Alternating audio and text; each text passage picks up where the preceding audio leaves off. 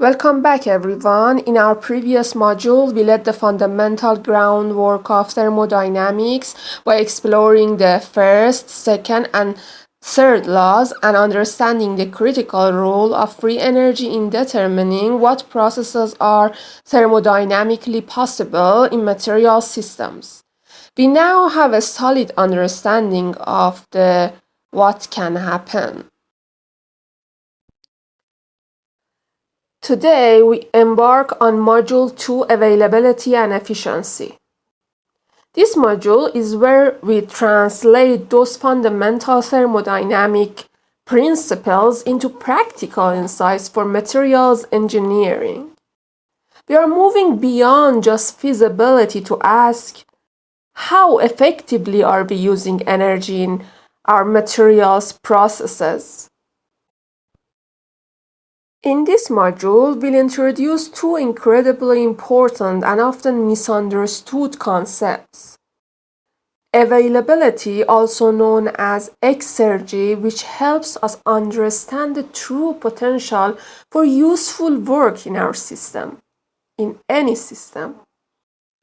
And a more insightful way to think about efficiency, moving beyond simple energy balances to a deeper thermodynamic understanding.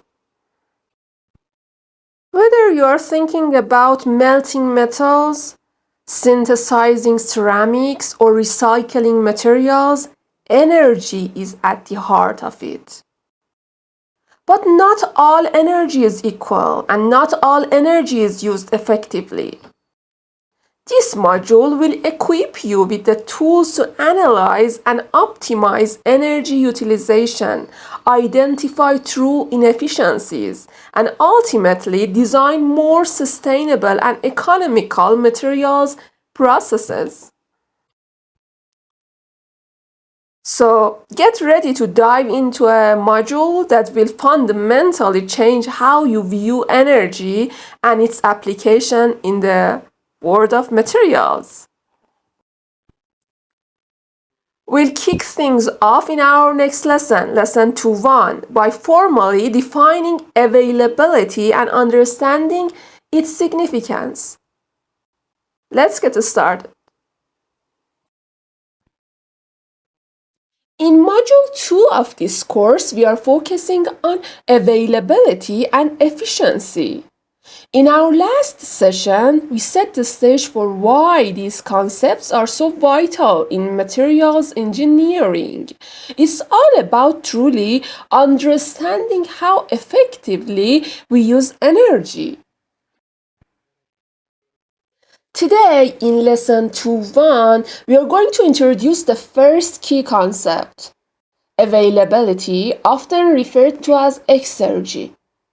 This is a powerful thermodynamic concept that goes beyond just the quantity of energy to consider its quality and usefulness. We'll define what it is, explore the crucial idea of the dead state, and then look at Exergy balance. So what exactly is availability or Exergy? In simple terms, availability is the maximum useful work that can be obtained from a system as it comes into thermal, mechanical, and chemical equilibrium with its surroundings. Let's break that down. When we talk about useful work, we are referring to work that can be used to drive a process, lift a weight, or generate electricity, not just any energy transfer. The key here is maximum useful work and equilibrium with its surroundings. This brings us to a very important concept, the dead state. The dead state refers to the state of a system when it is in complete equilibrium, thermal, mechanical, and chemical, with its surroundings. In the dead state, the system has no potential to do any further useful work. It has reached the lowest possible energy state relative to its environment. Think of it this way. A hot piece of Metal has high energy, but its availability or exergy is measured by how much useful work it can do before it cools down to the ambient temperature of the room, its dead state. Once it's at room temperature, it has no more useful work potential relative to the room. So availability isn't just about the energy contained within a system, it's about the potential for useful work that system possesses relative to its environment. A system at a high temperature, high pressure, or with a different chemical composition than its surroundings has high availability. Just like we had an energy balance, first law, we can also formulate an exergy balance. This balance helps us track the flow of transformation of exergy within a system. The exergy balance equation typically states that the change in exergy of a system is equal to the net exergy transfer across its boundaries due to heat, work, and mass flow minus the exergy destruction within a system. The most critical term here is exergy destruction. Exergy destruction represents the portion of exergy that is lost due to irreversibilities within a process. Remember from the second law that all real processes are irreversible, meaning they generate entropy. Exergy destruction is directly proportional to the entropy generation within a system.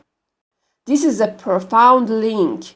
Every time entropy is generated due to friction, heat transfer across a finite temperature difference, mixing, or an uncontrolled chemical reaction, useful work potential exergy is destroyed.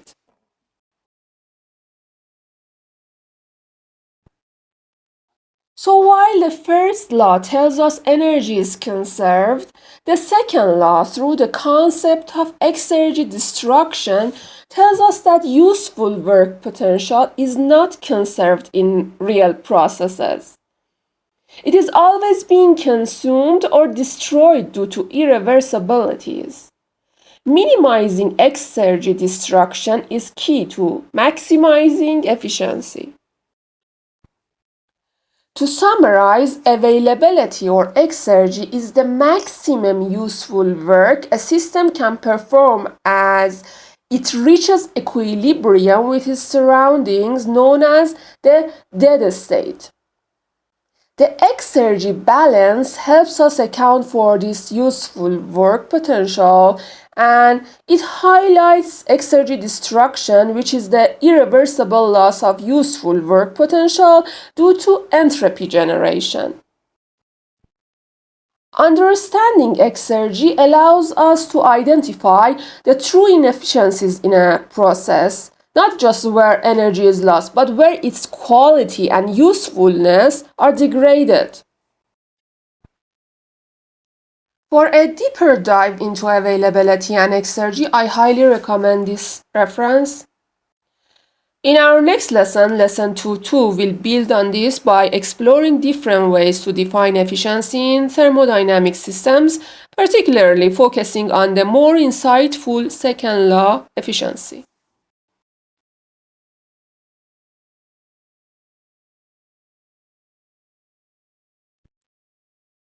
In our latest lesson, we introduced the powerful concept of availability or exergy and understood that it represents the maximum useful work a system can perform.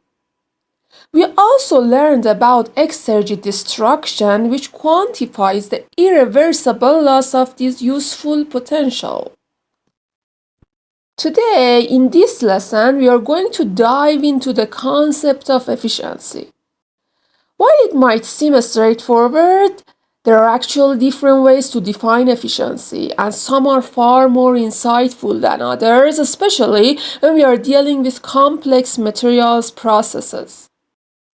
We'll explore first law efficiency, the more robust second law efficiency, and finally the theoretical limit of Carnot efficiency. Let's start with what most people intuitively think of as efficiency. First law efficiency, often denoted as eta 1. It's defined simply as eta sub 1 equals energy output divided by energy input. This efficiency is based purely on the first law of thermodynamics, the conservation of energy. It compares the total energy output of a system or process to its total energy input. For example, if you put 100 units of energy into a furnace and get 70 units of energy transferred to your material, the first law efficiency is 70%. However, first law efficiency has significant limitations. We are listing 3 here. It doesn't account for the quality of energy. It treats all forms of energy equally. A unit of high temperature heat is treated the same as a unit of low temperature heat, even though the high temperature heat has a much greater potential to do useful work. It doesn't tell us how much useful work was actually achieved or how much was lost due to irreversibilities. It only tracks energy quantity, not its usefulness. It can sometimes be misleading. For instance, a process might appear to have high first law efficiency, but if it's converting high-grade energy into low-grade energy, like converting electricity into low-temperature heat, a lot of useful work potential has actually been squandered. So while easy to calculate, first law efficiency doesn't give us the full picture of how well a process is truly performing.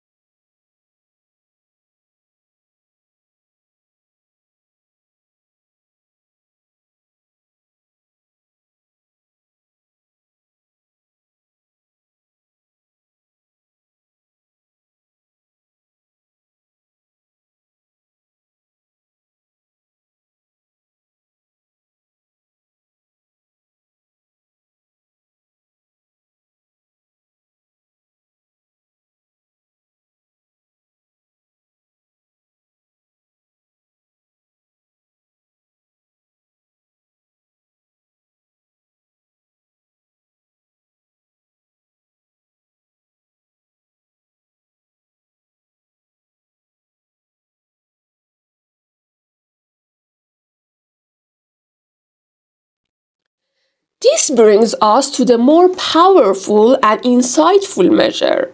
Second law efficiency, also known as exergetic efficiency, denoted as eta 2.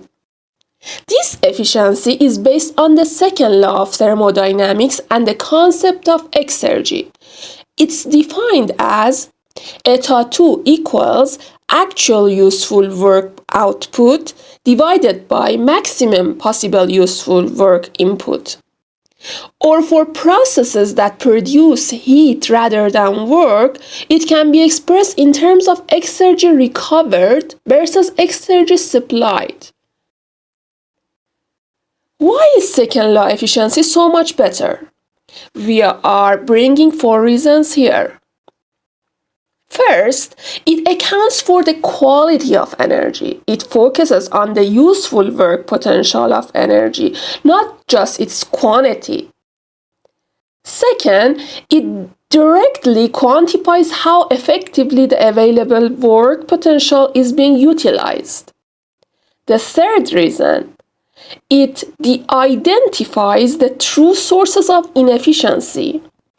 A low second law efficiency indicates significant exergy destruction, meaning a lot of useful work potential is being irreversibly lost due to friction, heat transfer across large temperature differences, or uncontrolled chemical reactions. The fourth one, it provides a realistic target for improvement. The difference between 100% second law efficiency and the actual efficiency represents the potential for improvements by reducing irreversibilities. For example, if a furnace has a first law efficiency of 70%, its second law efficiency might only be 30% because much of the high-grade chemical energy from the fuel is converted into lower-grade heat, destroying exergy. Second law efficiency helps us see this through waste. Finally, let's talk about Carnot efficiency. This is a theoretical concept, but it's incredibly important because it sets the upper limit for the efficiency of any heat engine operating between two temperature reservoirs. For a heat engine operating between a high temperature reservoir and a low temperature reservoir, the Carnot efficiency is given by eta sub Carnot equals 1 minus the ratio of T sub C to T sub H, where T sub C and T sub H are absolute temperatures in Kelvin. Relevance to practical systems. We are listing 3 relevances here. First, the Carnot efficiency represents the ideal reversible efficiency. No real heat engine can achieve this efficiency because all real processes involve irreversibilities. The second one, it highlights that to maximize efficiency, you want the largest possible temperature difference between the heat source and the heat sink. The third one, while we can't reach it, the Carnot efficiency serves as a benchmark against which the performance of real heat engines and power cycles can be compared. It helps us understand how close we are to the theoretical maximum and where improvements might be made. So to summarize, we've explored 3 types of efficiency. First law efficiency, simple energy balance but limited in insight. Second law efficiency or exergetic efficiency, the more powerful measure focusing on useful work potential and directly identifying irreversibilities. This is the one we want to maximize for through resource optimization. Carnot efficiency, the theoretical maximum efficiency for heat engines, providing a benchmark for performance. Understanding these different efficiencies is crucial for materials engineers to not only design processes that are thermodynamically feasible, but also to ensure they are as efficient and sustainable as possible. In our next and final lesson for this module, lesson 2.3, we look at real-world applications of availability and efficiency analysis in various materials systems, from furnaces to recycling processes. This is the final lesson for module 2. In our previous lessons, we built a strong understanding of availability or exergy as the true measure of useful work potential, and we learned about the power of second law efficiency in identifying real inefficiencies. Today, in lesson 2.3, we are going to see these powerful concepts in action. We'll explore the real-world applications of availability and efficiency analysis across various materials systems. This is where the theory truly connects with industrial practice, showing us how to optimize processes for better energy utilization and greater sustainability. We look at energy conversion, material production, and the broader field of sustainable materials engineering. Let's start with energy conversion processes within materials industries. Many materials are produced or processed at high temperatures requiring significant energy input. Think about furnaces and kilns. Used in steel making, ceramic firing, cement production, and glass manufacturing. These are massive energy consumers. Using Exergy analysis, we can go beyond just tracking heat losses. We can pinpoint where the useful work potential of the fuel is being destroyed. Is it due to inefficient combustion? Is it large temperature differences between the flame and the material? Is it hot exhaust gases leaving the system? Exergy analysis helps us identify these specific points of irreversibility, allowing engineers to design more efficient burners, better insulation, or more effective heat recovery systems. Industrial reactors. In chemical processing for materials synthesis, reactors often involve complex reactions and heat exchanges. Exergy analysis helps us optimize reactor design, mixing processes, and heat integration to minimize useful energy loss. By applying availability concepts, we can identify the bottlenecks where the quality of energy is being degraded, leading to more targeted and effective improvements than just a simple energy balance would reveal. Next, let's consider material production and recycling. The entire life cycle of materials, from raw material extraction to finished product and eventual recycling, is energy intensive. For extracting metals from ores, processes like smelting iron ore or refining aluminium are thermodynamically complex. Exergy analysis can determine the thermodynamic limits of efficiency for these processes. It shows us the minimum theoretical energy required to extract a metal from its ore, allowing us to compare actual industrial performance against this ideal. This helps us set realistic goals for process improvement. For recycling processes, recycling is crucial for sustainability, but it also consumes energy. Exergy analysis can be applied to recycling operations to identify inefficiencies. For example, melting scrap steel might seem efficient from a first law perspective. But if it requires very high temperatures, there might be significant exergy destruction due to large temperature gradients. Understanding this helps us optimize recycling routes to be truly energy efficient. By understanding the exergy flows, we can make more informed decisions about process design and resource management, aiming to minimize the irreversible consumption of high-grade energy. Finally, the concepts of availability and efficiencies are the core of sustainable materials engineering. This field aims to design, produce, and use materials in a way that minimizes environmental impact and resource depletion. It causes designing more energy-efficient processes. Exergy analysis provides a powerful framework for evaluating the environmental impact of industrial processes.